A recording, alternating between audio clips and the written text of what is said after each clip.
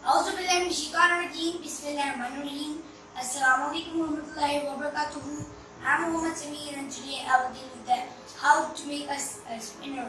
First of all, you need to have a DC motor and you need to have two wires, and then you just attach those two wires at this place. You need to have an ice cream stick. You need to have battery.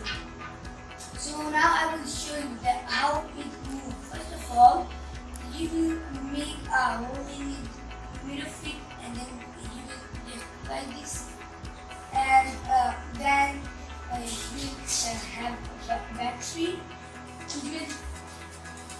You will have plus and minus place. One wire you will connect with plus and one with minus. So then it will start to move. See that it now is moving. You can keep any kind of name on it because it spins. You can keep any kind of name on it. I've kept name spinner in it and thanks to Bharat for giving me PG Tab Home Pakistan.